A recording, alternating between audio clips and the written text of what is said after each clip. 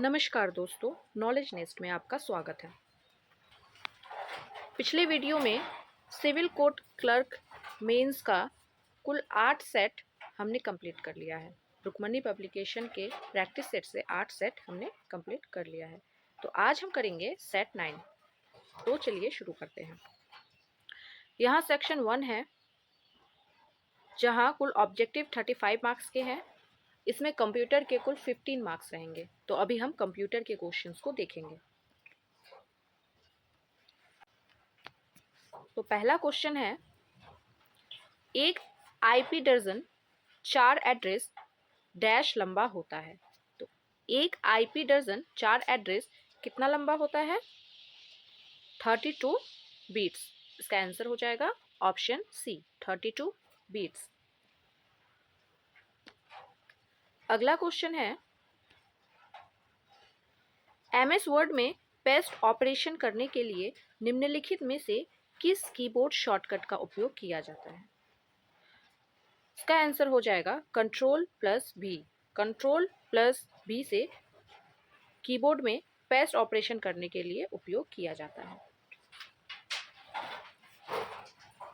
Next question है, internet पर फाइलों को एक नोड से दूसरे नोड में स्थानांतरित करने के लिए किस प्रोटोकॉल का उपयोग किया जाता है? तो इसका आंसर हो जाएगा FTP। इसका आंसर हो जाएगा FTP। एमएस वर्ड में टेबल में पंक्तियों की कम से कम संख्या क्या हो सकती है? कम से कम संख्या 1 हो सकती है। Option D. वर्कशीट का निम्नलिखित में से कौन सा घटक चयनित सेल का एड्रेस प्रदर्शित करता है? इसका आंसर हो जाएगा option C, name box. Name box चयनित सेल का एड्रेस प्रदर्शित करता है। अगला क्वेश्चन, ज्ञात सॉफ्टवेयर बग के लिए रिपेयर जो सामान्यतः इंटरनेट पर बिना चार्ज उपलब्ध होता है, उसे क्या कहते हैं? उसे पैच कहते हैं। क्या कहते हैं? पैच कहते हैं। अगला क्वेश्चन है, अंडू ऑपरेशन डैश कीज के द्वारा संपादित किया जाता है। अंडू ऑपरेशन इन चारों में से किस की के द्वारा संपादित किया जाता है? तो इसका आंसर हो जाएगा ऑप्शन सी, Ctrl+Z।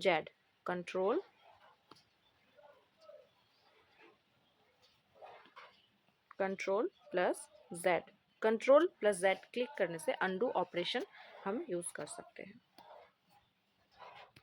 नेक्स्ट क्वेश्चन है, ईमेल भेजना किसके जैसा है? तो ईमेल भेजना पत्र लिखने जैसा है। पहले के ज़माने में जैसे पत्र लिख के भेजा जाता था, तो वही अब ईमेल का रूप बन गया है। Question number 9, software cost estimation model COCOMO का पूर्ण रूप है। तो COCOMO का पूर्ण रूप इन चारों में से कौन सा हो जाएगा? इसका आंसर हो जाएगा option D, constructive cost model. Answer हो जाएगा कंस्ट्रक्टिव कास्ट मॉडल। हमारा नेक्स्ट क्वेश्चन है, पेन ड्राइव का आविष्कार IBM के द्वारा किया गया था। तो पेन ड्राइव का आविष्कार कब किया गया था? पेन ड्राइव का आविष्कार किया गया था 1998 में। पेन ड्राइव का आविष्कार 1998 में किया गया था। नेक्स्ट क्वेश्चन है, एनालिटिक इंजन का निर्माण किसने किया था? इसका आंसर हो जाएगा चार्ल्स बेबेज। एनालिटिक इंजन का आविष्कार किया था चार्ल्स बेबेज ने। नेक्स्ट क्वेश्चन है, वेब पेज में वह कौन सा शब्द है जिसे क्लिक किया जाए तो दूसरा डॉक्यूमेंट खुलता है? इसका आंसर हो जाएगा हाइपरलिंक। हाइपरलिंक क्लिक करने से दूसरा डॉक्यूमेंट खुलता है। अगला क्वेश्चन है, डैश न हो तो कंप्यूटर बूट नहीं हो सकता। तो कौन सा नहीं होने से कंप्यूटर बूट नहीं कर सकता? तो ऑपरेटिंग सिस्टम अगर ना हो तो कंप्यूटर बूट नहीं कर सकता।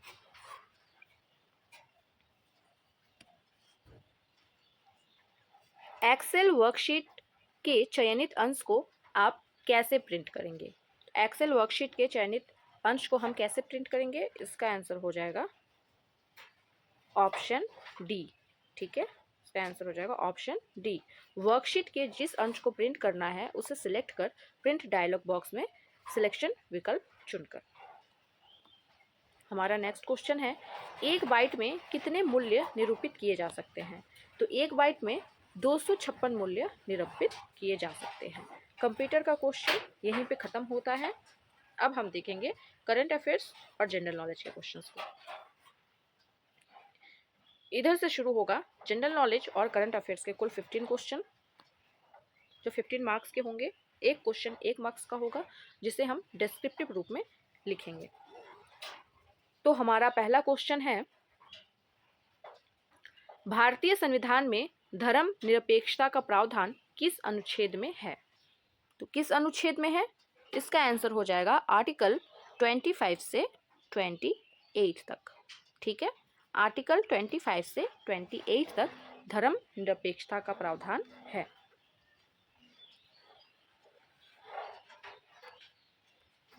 देखते हैं अगला क्वेश्चन, राष्ट्रीय हरित अधिकरण एनजीटी का मुख्यालय कहाँ स्थित है? तो एनजीटी का मुख्यालय स्थित है न्यू दिल्ली में। कहाँ स्थित है? न्यू दिल्ली में। ठीक है, नेक्स्ट क्वेश्चन, राष्ट्रीय ग्रामीण आजीविका मिशन का उद्देश्य क्या है? तो राष्ट्रीय ग्रामीण आजीविका मिशन का उद्देश्य ग्रामीण क्षेत्रों में गरीबी कम करना है। ग्रामीण क्षेत्रों में गरीबी कम करना। ओके, अगला क्वेश्चन है, किस अनुच्छेद में राष्ट्रीय आपातकाल का प्रावधान है? तो हमारे संविधान में अनुच्छेद 352 में राष्ट्रीय आपातकाल का प्रावधान है। और एक अनुच्छेद है 356 में प्रेसिडेंट रूल के बारे में कहा गया है, मतलब राष्ट्रपति शासन। 356 में क्या है? राष्ट्रपति शासन। और 360 में क्या है? 360 में है वित्तीय आपात।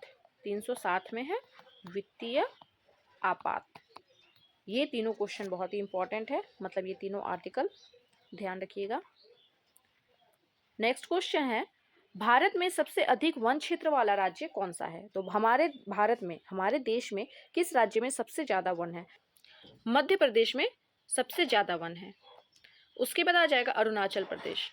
अरुणाचल प्रदेश दूसरे नंबर पे आता है। फिर आ जाएगा छत्तीसगढ़। तो ये सीक्वेंस वाइज 3 स्टेट का नाम जरूर से जरूर याद रखना है। मध्य प्रदेश में सबसे ज़्यादा वन है, उसके बाद सेकंड नंबर में आएगा अरुणाचल प्रदेश और थर्ड में छत्तीसगढ़। और अगर पूछा जाए कि सबसे कम वन कौन से राज्य में है, तो सबसे कम वन हो जाएगा हरियाणा। हरियाणा के नाम में ही बस हरियाली है, यहाँ वन बहुत कम है। सबसे कम वन हरियाणा में, उसके बाद पंजाब में, एंड देन गोवा। ओके, अगर परसेंटेज वाइज पूछा जाए कि परसेंटेज वाइज किस राज्य में सबसे ज़्यादा वन क्षेत्र है, तो परसेंटेज वाइज हो जाएगा सबसे पहला राज्य का नाम मिजोरम। मिजोरम में परसेंटेज वाइज सबसे ज़्यादा वन क्षेत्र है। फिर आ जाएगा अरुणाचल प्रदेश और फिर आ जाएगा मेघालय। ओके, देखते हैं अगला क्वेश्चन।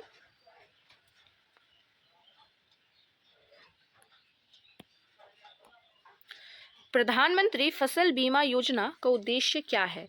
प्रधानमंत्री फसल बीमा योजना का उद्देश्य किसानों को फसल नुकसान से सुरक्षा प्रदान करना। किसानों को फसल नुकसान से सुरक्षा प्रदान करना। ठीक है, कौन सा अनुच्छेद श्रमिकों के लिए अनुकूल कामकाज की स्थितियों का निर्देश देता है? तो श्रमिकों के लिए अनुकूल कामकाज की स्थितियों का निर्देश हमारे संविधान में है आर्टिकल 43 में। आर्टिकल 43 में, जो कि डीपीएसपी का भाग है, और डीपीएसपी भाग 4 में आता है। डीपीएसपी का प्रावधान लिया गया है आयरलैंड से लिया गया है। डीपीएसपी में कुल आर्टिकल है 36 से 51 तक। तो ये कुछ कॉन्सेप्ट्स है जो आप याद रखिएगा। अगला क्वेश्चन है, भारत छोड़ो आंदोलन किस वर्ष शुरू हुआ था? तो भारत छोड़ो आंदोलन 1942 में शुरू हुआ था। कब शुरू हुआ था? 1942 में। इसका डेट भी याद रखेंगे तो सही हो जाएगा, 8 अगस्त 1942 को। इसके साथ और भी कुछ फैक्ट्स अगर याद रखें तो और भी बढ़िया है। क्रिप्स मिशन भारत कब आया था? क्रिप्स मिशन भारत आया था 11 मार्च 1942 को। कैबिनेट मिशन भारत कब आया था? 1946 में आया था। ओके, देखते हैं अगला क्वेश्चन। भारत के 91वें मुख्य न्यायाधीश मतलब chief justice of India, CJI का नाम पूछा गया है, जो 91 वाले हैं अभी। तो 91वें मुख्य न्यायाधीश का नाम क्या है? तो अभी 91वें मुख्य न्यायाधीश का नाम है संजीव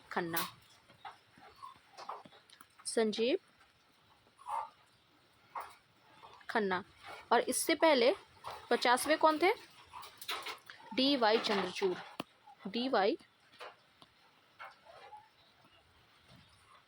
चंद्रचूड़। अगला क्वेश्चन है, 2024 में किस राज्य ने पहली बार सोलर ट्रांसपोर्ट को अपनाया है? तो सोलर ट्रांसपोर्ट को किस राज्य ने अपनाया है? राजस्थान ने अपनाया है। भारत की सबसे बड़ी जल विद्युत परियोजना कौन सी है? तो भारत की सबसे बड़ी जल विद्युत परियोजना है टिहरी डैम, जो कि उत्तराखंड में है और भागीरथी नदी पर है।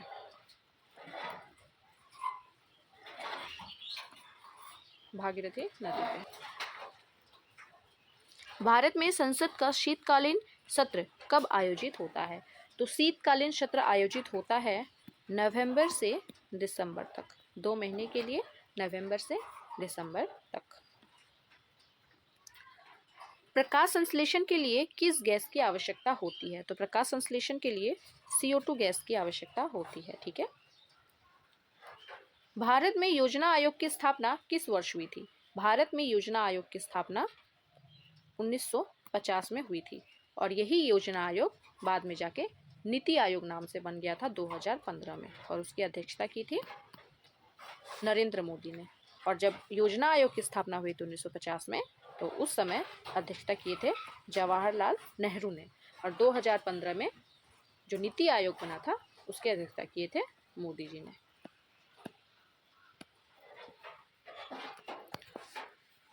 इस सेट का आखिरी क्वेश्चन है, मेक इन इंडिया अभियान कब शुरू हुआ था? मेक इन इंडिया अभियान 25 सितंबर 2014 को शुरू हुआ था। ठीक है। तो इस सेट के जितने भी 15 क्वेश्चन थे वो यहीं पे ख़त्म हो जाते हैं। आशा करती हूँ कि आपको यह वीडियो अच्छा लगा होगा और आपके लिए यह वीडियो बहुत ही हेल्पफुल रहा होगा। अगले सेट के लिए मेरे चैनल के साथ जुड़े रहिएगा। देखने के लिए शुक्रिया।